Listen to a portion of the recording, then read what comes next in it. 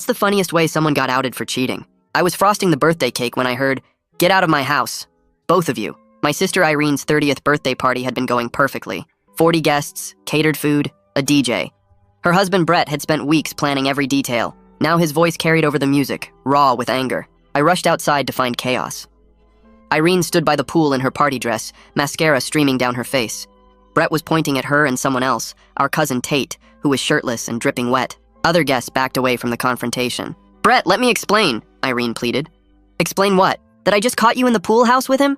The music cut off. Everyone stared. Tate grabbed his shirt from a chair, trying to cover himself. He was Irene's first boyfriend from high school, recently divorced. Brett had specifically not wanted to invite him, but Irene insisted family should be there. "It's not what it looked like," Tate said. Brett laughed bitterly. "Really? Because it looked like you two were half naked in there while I was inside greeting your mom, Irene. At your own birthday party." Irene's best friend Maria tried to intervene. "Maybe we should all calm down and—" "Did you know about this?" Brett turned on her. "How long has this been going on?" Maria's silence was answer enough. Other guests started murmuring. Irene's mom appeared from inside, took one look at the scene, and covered her mouth in shock. The catering staff stood frozen, unsure whether to keep serving appetizers. 3 months, Irene finally said. "It's been 3 months." The confession hit Brett like a physical blow. He staggered back, looking around at the party he'd spent so much effort planning. The custom decorations with their wedding photos, the surprise video messages from friends who couldn't attend, the 3-tier cake I'd spent hours decorating. "I need everyone to leave. Now." Guests scrambled to gather their things. I heard someone whisper that they'd seen Irene and Tate disappearing together at other family events. Another mentioned suspicious text messages. The gossip spread through the crowd as people filed out. Irene tried to approach Brett, but he backed away. "I want you out too. Go stay with him since that's clearly what you want." "This is my house too." "Not anymore." Tate had the decency to look ashamed as he slunk toward the gate. Irene's mom was crying, begging them both to work it out. But Brett walked inside and locked the sliding glass door behind him, leaving Irene outside her own party. I started cleaning up, not knowing what else to do. Paper plates and streamers seemed absurd now. Irene sat on a pool chair, still in her birthday dress, calling friend after friend for a place to stay. Most had seen what happened and made excuses. My phone buzzed with texts from guests who'd left. Photos and videos were already circulating. Someone had filmed the confrontation. Within an hour, everyone in our extended social circle knew about Irene's affair. Brett reappeared with a suitcase, which he threw on the lawn. "Your stuff. Don't come back without calling first." "Where am I supposed to go?" "Ask Tate." "Oh wait, he's married too, isn't he?" That's when the real bomb dropped. Tate's ex-wife hadn't divorced him. They were separated but trying to work things out. She thought he was at his brother's house tonight. Irene's face crumbled as she realized she'd destroyed her marriage for someone who wasn't even available. I drove Irene to a hotel, the car silent except for her sobbing. The birthday cake sat in my back seat. "Happy 30th, Irene," mocking us in pink frosting. At the hotel, she finally spoke. "I knew Brett was planning something big. He'd been acting secretive for weeks. I thought maybe jewelry or a trip." She pulled out her phone and showed me a text from Brett sent that morning. "Can't wait for tonight. Your surprise is going to change everything." I felt sick. "Irene, what surprise?" She shrugged, defeated. "I guess we'll never know now, but I knew. I'd helped Brett coordinate it. He'd invited Irene's college roommates from Australia to fly in. They were supposed to arrive during the party. He'd also been working with her boss to arrange a promotion announcement. The whole party was meant to celebrate not just her birthday, but her achievements. "Check your email," I said quietly. She opened it and found a message from her boss, sent an hour ago. "Heard there was an issue with the party. We'll discuss the senior director position Monday." Irene stared at the screen. "Senior director? But that position wasn't even open. Brett convinced them to create it for you. He's been negotiating for months." The reality of what she'd thrown away hit her fully then. Not just a marriage, but a carefully orchestrated future. Brett had been distant lately because he was planning her dreams coming true, not because he didn't care. Her phone rang. "Tate's wife. I know about you and my husband. His brother just told me everything. You destroyed 2 marriages tonight. I hope it was worth it." Irene didn't answer. She couldn't. As I left her at the hotel, she was staring at the birthday cake I'd brought up, picking at the frosting. 30 candles waiting to be lit for wishes that would never come true. The next morning, our family group chat exploded. Brett had posted a single message.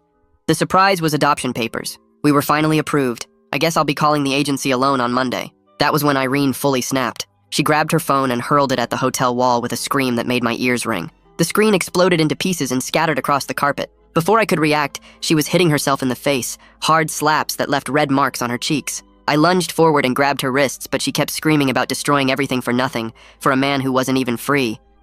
The phone at the front desk must have been ringing off the hook because within minutes someone was pounding on our door. 2 security guards stood there looking concerned and ready to call the cops. I explained it was a family crisis while holding Irene's arms behind her back as she tried to lunge past me. They watched her collapse onto the bed, sobbing about the baby she'd never get to adopt now, the one they were going to name after Brett's dead mother. One guard asked if we needed medical help, but I promised I'd stay with her all night to make sure she didn't hurt herself. They left reluctantly after making us promise to keep the noise down. I sat on the floor next to the bed while Irene cried herself to sleep, waking up every hour gasping about what she'd lost. The next morning, she was up at 6, insisting we drive to Brett's house immediately. She needed to explain everything, to make him understand it was just fear about becoming a mother.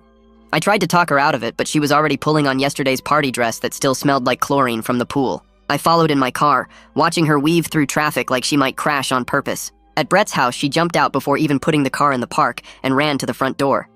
She pounded with both fists while Brett stood at the living room window watching her without moving. She kept hitting the door until her hands were red and swollen.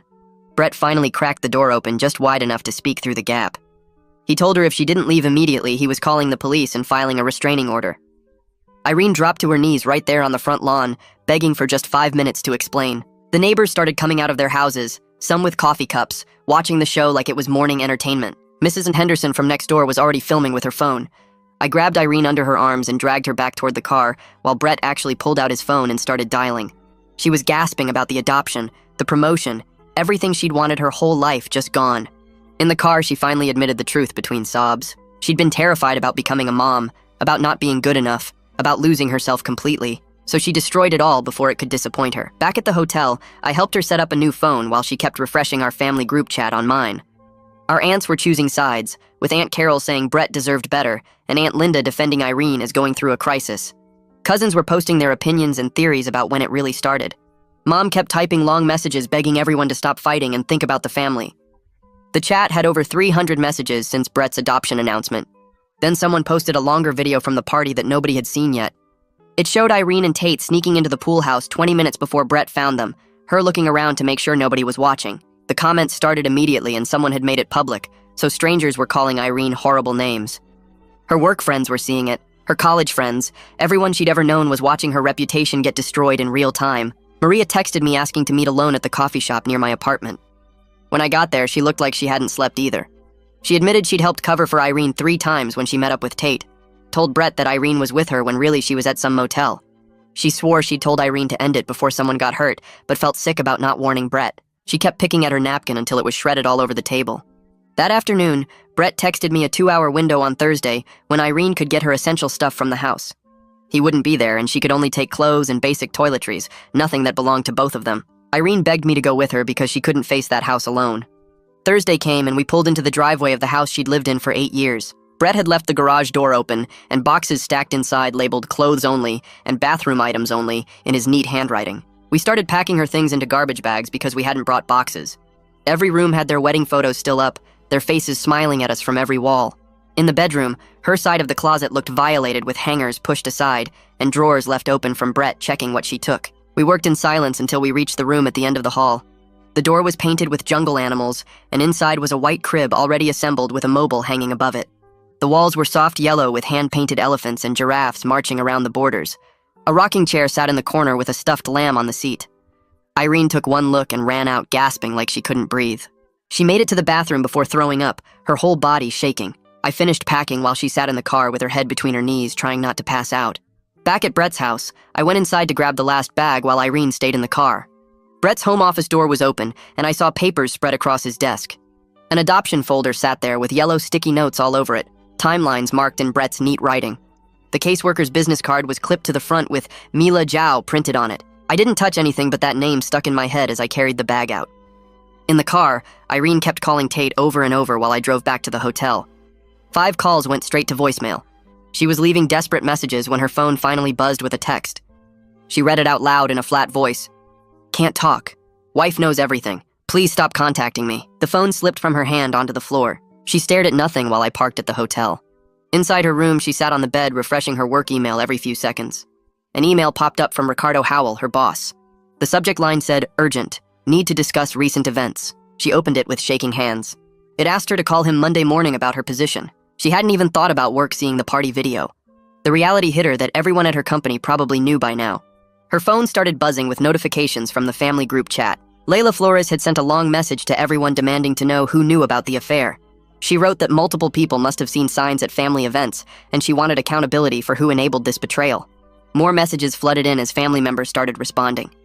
Mom tried calling Layla while I watched Irene read the messages.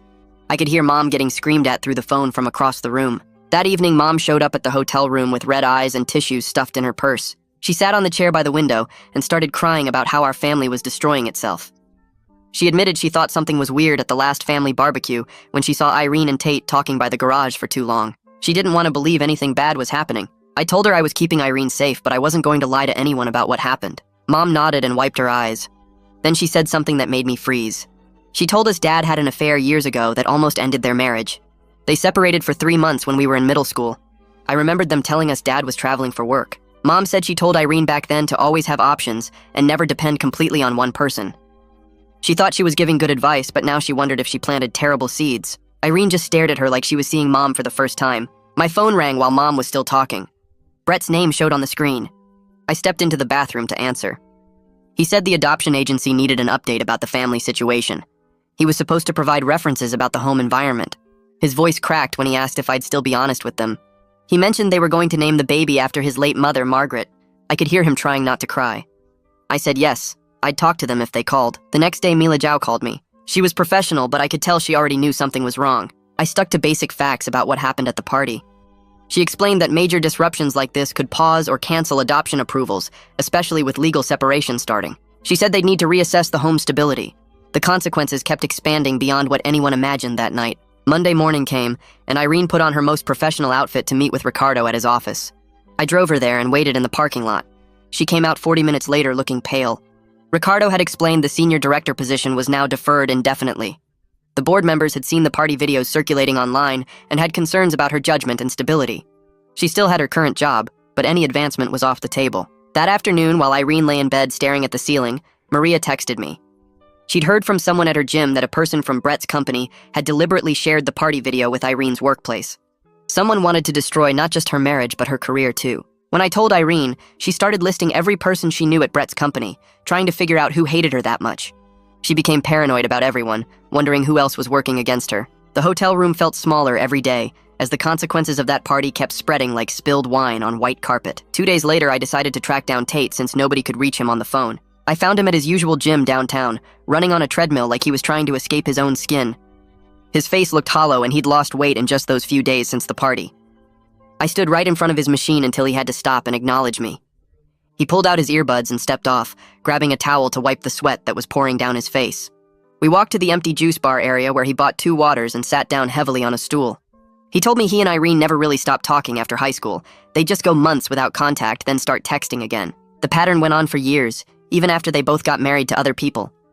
He looked completely broken sitting there, but I felt nothing for him at all. That same afternoon, my phone buzzed with an email from Brett that had a legal document attached. The separation agreement from his lawyer, Corey Butler, was already drawn up, just 2 days after the party disaster.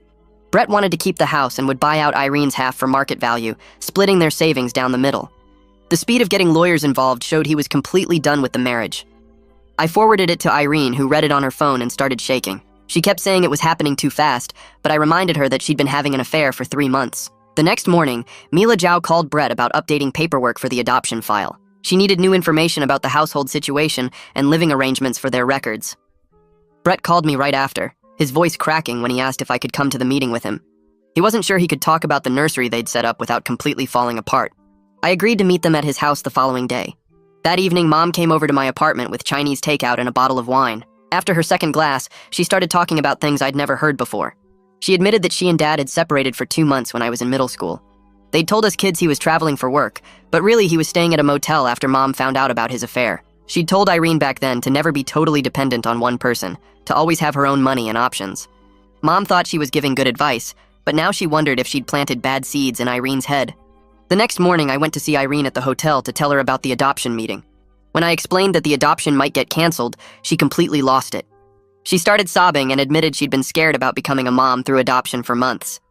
She kept wondering if she could really love a kid that wasn't biologically hers. The fear had been eating at her, and she thinks that's why she destroyed everything good in her life. She grabbed my hands and begged me not to tell Brett about her fears because it would hurt him even more. Later that day, Ricardo called Irene while I was still there. He put it on speaker and warned her that HR had gotten multiple complaints about the party video going around. He told her to stay completely off social media and keep a low profile at work. Her 20-year career at the company was hanging by a thread, and any more drama could end it. That night, Layla texted me demanding that I give her dates and details for her divorce lawyer. She wanted me to confirm when I'd seen Tate and Irene together at family events. I told her I wasn't going to be her evidence collector and to leave me out of their mess. She got nasty and said she'd tell everyone I was protecting Tate, but I didn't care about her threats.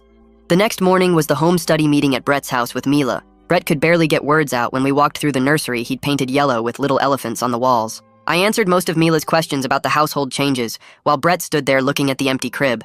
Mila stayed professional, but I could see she felt bad for him as she wrote notes about the marriage ending. After she left, Brett sat in the nursery for an hour just staring at nothing. That night, Irene spent 2 hours writing a long apology text to Brett. She sent screenshots to me first, asking if it would help. The message said she knew she'd destroyed everything and begged for just one more chance to explain. Brett's response came back within minutes with just one sentence telling her apologies couldn't rebuild trust and to only communicate through lawyers. Irene stared at her phone screen for over an hour, reading that one line over and over. The next day, Maria asked to meet me at a coffee shop near her office. She looked terrible, like she hadn't slept in days. She admitted she'd deleted Instagram messages where Irene had talked about being scared of the adoption. Maria thought she was protecting her friend by hiding the evidence, but now she realized she'd just enabled the affair. She showed me her phone where she still had screenshots of some messages before she deleted them. Irene had written things like feeling trapped by the adoption timeline and wondering if having an affair would give her an excuse to delay. Maria had told her those were just cold feet and to focus on her marriage. The cover-up went way deeper than anyone knew, and Maria had been helping hide it for months. I left the coffee shop feeling sick about how many people had known and said nothing. 3 days later, Brett's lawyer, Corey Butler, emailed me a copy of the separation agreement, along with the one he sent Irene. The document was 20 pages of legal terms about dividing their assets and debts. Irene called me crying because she couldn't understand half the words. I drove to her hotel room and we sat on the bed going through each page. The house was worth $300,000, and Irene owned half, so Brett would pay her $50,000 to buy her out. She had to sign away any claims to his retirement accounts, which had another $80,000. His family inheritance from his grandmother wasn't considered joint property. The car loans would be split based on whose name was on which loan. Credit card debt from their joint cards would be divided equally. Irene kept reading the same line over and over about having no claim to future earnings or bonuses. Brett had already changed the beneficiary on his life insurance from her to his brother. Every page made the end of their marriage more real and cold. While we were still reading, my phone rang with Brett calling. He asked if I could meet him and Mila at his house tomorrow because the adoption agency needed to make a decision. I agreed, even though I knew Irene would be mad. The next morning, I met them in what would have been the nursery. Mila sat in the rocking chair Brett had assembled while he stood by the window. She explained that the agency board had reviewed their file and voted to put it on hold for 6 months minimum. After that, Brett could reapply as a single parent if he wanted. She said the name they'd chosen for the baby, Arnie after Brett's mom, would stay in the file in case he moved forward alone. Brett just nodded and signed the papers she brought. After Mila left, Brett sat on the floor of the nursery for 20 minutes without saying anything. I wanted to comfort him, but didn't know how. When I got back to Irene's hotel, she was waiting in the lobby looking furious. She'd seen my car at Brett's house when she drove by hoping to talk to him. She started yelling that I was betraying her by helping him with the adoption stuff. She said I was taking his side and abandoning my own sister. People in the lobby were staring as she accused me of wanting her marriage to fail. I told her to calm down, but that made her angrier. She said I should be lying to Mila about Brett being a bad person so he couldn't adopt alone. I reminded her that lies were exactly what destroyed her life in the first place. She slapped me across the face. The hotel manager came over and said he'd call security if we didn't leave. In the parking lot, I told Irene I needed to set clear boundaries. I would help her with practical stuff like understanding legal documents or finding an apartment. But I wouldn't lie to anyone or make up stories to help her case. I wouldn't spy on Brett or pass messages between them. If she wanted my support, she had to start being honest with herself and everyone else. She stood there with tears running down her face, but finally nodded. She said she understood even though I could tell she thought I was being cruel. The next week, Ricardo called Irene with a job update. The senior director position was gone forever, but he could offer her something else. There was an opening in a different department for a regular manager role. It meant a 20% pay cut, and she'd report to someone who used to be her peer. She'd have to prove herself stable for 6 months before any promotion talks. It was humiliating, but she needed the income. She accepted immediately and thanked him for not firing her completely. That same afternoon, Corey Butler filed the official separation papers with the courthouse. I got copied on the email confirmation since I was listed as a contact. The subject line said, Perkins versus Perkins, initial filing, which made everything feel final. There was no mention of counseling or reconciliation attempts, just forms about dividing property and establishing separate households. The divorce would be final in 6 months if neither party contested anything. Mom came over that night and we talked about the family falling apart. She started crying and admitted she'd taught Irene terrible lessons about relationships. She said she always told us girls to keep secrets to avoid conflict. She thought she was keeping peace, but really she was teaching us to hide problems instead of solving them. She realized now that Irene learned to hide her affair fears instead of talking to Brett about them. Mom said our grandmother did the same thing, keeping quiet about problems until they exploded. 3 generations of women who thought secrets were safer than honesty. We both cried, realizing how these patterns had damaged our whole family. The next day, I went to get groceries and remembered the birthday cake was still in my trunk. I'd completely forgotten about it in all the chaos. The frosting had melted and run down the sides. The pink roses I'd carefully piped were just colored puddles. The Happy 30th Irene was barely readable. It smelled sour and had probably been attracting bugs. I took a photo and texted it to Irene asking if she wanted to see it before I threw it away. She drove over immediately and stared at the ruined cake for 5 minutes. She asked me to help her carry it to the dumpster. As we threw it away, she said it was perfect symbol for everything she'd destroyed with her choices. We stood by the dumpster in silence for a moment before she drove away. 2 days later, Tate texted me begging to meet him at a park. I almost ignored it, but decided to hear what he wanted. He looked terrible with bags under his eyes and clothes that didn't match.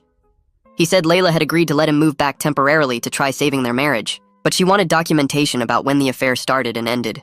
He asked me to lie and say it only lasted a few weeks instead of 3 months. He said it would help him save his family. I told him he disgusted me. He'd destroyed 2 marriages and now wanted me to lie for him. I said he needed to face the consequences of his choices like everyone else.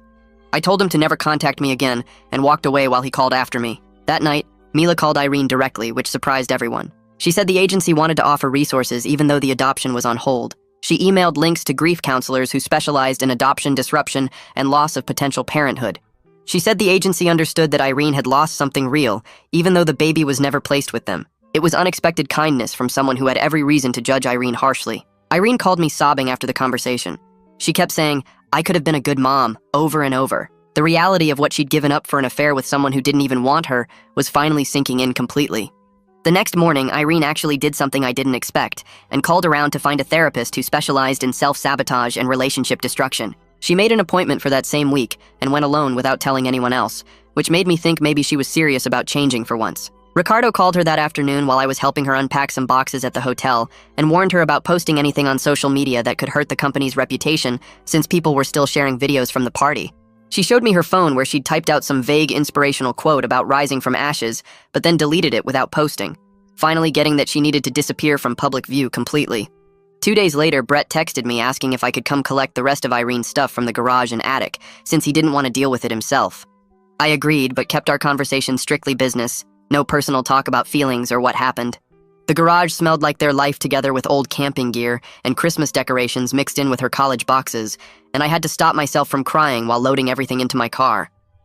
Up in the attic, I found more boxes labeled with their wedding date and vacation memories, but what really got me was seeing the adoption folder sitting on his desk with new sticky notes he'd added that said, "On hold 6 months," and underneath, "Reapply as single parent," with that question mark that just broke my heart because he was grieving 2 losses at once. Mom came over that night while I was sorting through the boxes and started crying about her own guilt in all this mess. She admitted she'd been pushing Irene for months to ask Brett about getting promoted at work, not knowing he was already secretly arranging it as her birthday surprise. She kept saying maybe if she hadn't added that pressure, Irene wouldn't have panicked about all the life changes happening at once and ruined everything with Tate. Everyone was looking back trying to figure out their role in this disaster. 3 days later, Irene came out of her first real therapy session, looking exhausted, but somehow calmer than I'd seen her in weeks. She didn't overshare all the details, which was unusual for her, just said she had a lot of work to do on herself, and the therapist had given her homework about identifying her fear patterns that led to the affair. That same afternoon, Layla texted me again saying she'd filed divorce papers against Tate and needed Irene to sign an affidavit about when the affair started and ended for her lawyer. I texted back that I was done being everyone's messenger and blocked her number because I couldn't handle being pulled into their divorce drama too. She'd have to get her evidence somewhere else. The next morning, I met Brett at a coffee shop to hand over some mail that came to the house for Irene, and he mentioned something that made my stomach drop. Mila from the adoption agency had told him they'd received anonymous calls weeks before the party, warning about problems in their marriage and suggesting they weren't stable enough for a baby. Someone had been trying to sabotage the adoption before everything even exploded at the party, and Brett suspected it was someone in our family who knew about the affair. When I saw Irene later, I carefully asked if she'd ever contacted the adoption agency herself, and watched her face crumble as she admitted the truth. She'd called them once after a fight with Brett months ago, asking about delays in the process. Not exactly trying to sabotage things, but definitely wanting to slow everything down because she was terrified. Her fear had been controlling her decisions for months before the party disaster. Brett texted me the next day saying he'd confirmed there was actually a second anonymous call from a different number warning the agency about family secrets that could affect the adoption. He was starting to realize multiple people knew about the problems and tried to interfere behind the scenes instead of just being direct and honest. Trust wasn't just broken between him and Irene, but throughout our whole family and friend group. Maria called me the next afternoon, asking to meet at the same coffee shop where we'd talked before. She looked awful when she walked in, eyes red and puffy from crying. She sat down across from me and started picking at a napkin while I waited for her to talk. After a few minutes, she finally looked up and told me she needed to confess something. She'd been one of the people who called the adoption agency about Brett and Irene's marriage problems. She thought she was protecting a future baby from being brought into an unstable home. She realized now she'd violated everyone's privacy and made everything worse by interfering. I sat there stunned while she explained how guilty she felt for enabling Irene's affair and then trying to fix things behind everyone's backs. 2 days later, I drove Irene to her lawyer's office to sign the separation papers. Brett was already there with Corey when we arrived, sitting at the opposite end of the conference table. Irene's hands shook as she signed each page while the lawyers explained the terms. She'd get $50,000 for her share of the house and nothing else. When she signed her name, she wrote it as Irene Johnson, already going back to her maiden name. Brett didn't look at her once during the whole meeting. The lawyers collected the papers, and Brett left without saying a word to either of us. Irene sat in the parking lot afterwards, staring at her copy of the agreement. That same week, Ricardo called Irene into his office to discuss her new work arrangement. He'd prepared a performance improvement plan that laid out specific requirements for the next 6 months. She had to meet monthly with him to review her progress and show she could handle her responsibilities. Any missed deadlines or unprofessional behavior would result in termination. She signed the document gratefully since she needed the income, even with the 20% pay cut. Meanwhile, Brett met with Mila about the adoption file status. She explained he could either pause the application indefinitely or convert to foster care eligibility as a single parent.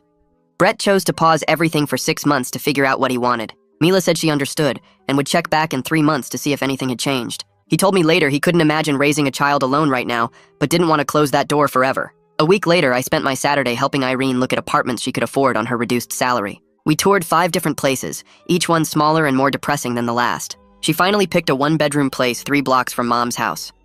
The building was old and the apartment needed paint, but it was clean and cheap. She joked darkly that at least she wouldn't need a second bedroom for a nursery now. I helped her fill out the rental application while she tried not to cry. Moving day came 2 weeks later, and I borrowed Dad's truck to help transport her stuff from the hotel. She didn't have much since Brett kept most of the furniture in the separation agreement. We packed her clothes, some kitchen items, and a few personal things into boxes. When we got to the bottom of one box, she found their wedding cake topper wrapped in tissue paper. She held it for a long moment before putting it in a memory box instead of the trash. She wasn't ready to throw away everything from her old life yet. That evening, Brett sent an email to everyone who'd contributed money for the party expenses. He wanted to return everyone's contributions, including the $300 I'd spent on cake supplies. I replied that I didn't want the money back and preferred not to have any reminders of that night. He wrote back with just 2 words in his response. A few days later, Maria texted me that she and Irene had met to talk about their friendship. She didn't give me details, but said they'd decided to take a long break from each other to heal. 20 years of friendship was basically over because neither of them could trust the other anymore. Maria felt guilty for covering up the affair, and Irene felt betrayed by the adoption agency call. They needed space from each other indefinitely. The following week, Mom showed up at Irene's apartment with bags of groceries. I was there helping Irene unpack the last boxes when Mom arrived with enough food for 2 weeks. She started putting things away in the kitchen while Irene and I watched. Then Mom started making dinner, chopping vegetables and cooking pasta without saying much. Irene joined her and they worked side by side in silence. Nobody talked about the divorce or the affair or any of the drama. They just cooked together like nothing had happened. Sometimes the best healing happens in quiet, normal moments when life keeps going. After dinner, Mom hugged Irene and left without any big speeches or advice. 3 days later, Mila sent official confirmation that the adoption file was on hold for 6 months. She included paperwork showing Brett could reactivate the process after that time if he wanted. She'd check in at the 3-month mark to see if circumstances had changed for either of them. The chance for adoption wasn't completely dead, but it was barely alive either. Irene got the news through her lawyer and spent the rest of that day in bed. The next few weeks, Irene built herself a strict routine that kept her busy from morning to night. She woke up at 6 for the gym, worked her reduced hours at the office, went straight to therapy twice a week, then came home and went to bed early. She deleted all her social media apps and stopped going to any family events where she might run into people from the party. When she asked me not to tell her anything about Brett or share her progress with him, I agreed, even though it felt weird keeping secrets between them after they'd shared everything for 8 years. They were turning into strangers who happened to know each other's deepest secrets. Brett texted me about some mail that kept coming to the house for Irene, so we met at a coffee shop downtown to exchange it. He looked better than the last time I'd seen him, like he'd been working out and eating right, but his eyes had that tired look people get after major surgery or losing someone close. We kept the conversation short and practical, just talking about which bills needed forwarding and whether Irene had updated her address with the post office yet. We both knew the other person was hurting, but there was nothing we could say that would help. The whole meeting took 10 minutes and we went our separate ways without mentioning the adoption or the party or anything that mattered. Around the same time, Tate completely vanished from all family events and deleted his social media accounts. Mom heard from his brother that he was trying to save his marriage with Layla, but she filed divorce papers anyway and kicked him out. He ended up in a tiny studio apartment on the other side of town, working double shifts to pay for 2 places since Layla kept their house. Nobody in the family felt bad for him, since he'd lied about being divorced and destroyed 2 marriages in one night. His consequences were just as bad as Irene's, but at least she hadn't lied about being single when she started the affair. After 6 weeks at her new position, Ricardo called Irene into his office for her first performance review. She told me later that she'd been sure she was getting fired, but he just noted that her work had stabilized and she was meeting all the basic requirements. There was no mention of the senior director position or any future advancement, just acknowledgement that she was doing okay at her current level. She came home and cried because doing okay felt like such a small victory, but it was better than losing everything. The same week, Mila sent Irene a package with books and pamphlets about processing grief when adoption plans fall through. The materials talked about mourning the loss of children who were never born and dreams of motherhood that wouldn't happen. It was such a kind gesture from someone who didn't have to care anymore that Irene sat on her kitchen floor reading them and sobbing. She told me later it helped her realize there were still good people in the world who understood that losing the chance to adopt hurt just as much as other kinds of loss. One night, Irene and I finally talked honestly about everything that led to the affair. She brought up Dad's affair from 10 years ago and how Mom had told her to always have backup plans and never be trapped in a marriage. She could see now how that advice, meant to protect her, had made her so scared of depending on Brett that she destroyed the one person who was actually building a future with her. She understood the pattern now, how fear made her ruin good things. But understanding didn't fix anything or bring Brett back. We sat in her empty apartment surrounded by boxes she still hadn't unpacked, both knowing she'd have to live with these choices forever. That weekend, Brett posted his first social media update since the party, just a simple message saying he was focusing on work and personal healing, with no immediate plans for dating or pursuing adoption. The comments were supportive, but nobody wrote long messages or tried to set him up with anyone. Everyone understood this wasn't a story with a happy ending, just a man trying to rebuild his life after betrayal. He was choosing to handle devastation with dignity instead of anger or revenge. A few days later, I stopped by Irene's apartment to drop off a box she'd forgotten at Mom's house. She didn't invite me in, but I could see through the doorway that she had their wedding cake topper sitting on her kitchen counter right next to the printed adoption approval letter they'd gotten the week before the party. She saw me looking and quickly shut the door, both of us understanding this was where her choices had led her. There was nothing I could say to make it better, and she didn't want comfort anyway. Some mistakes are too big for apologies, and some silences hold more truth than words ever could. That's how it all played out for me. But I want to hear how you see it. Would you have done the same or gone a different route? Drop your thoughts in the comments, I'll be checking. Your takes always make these better.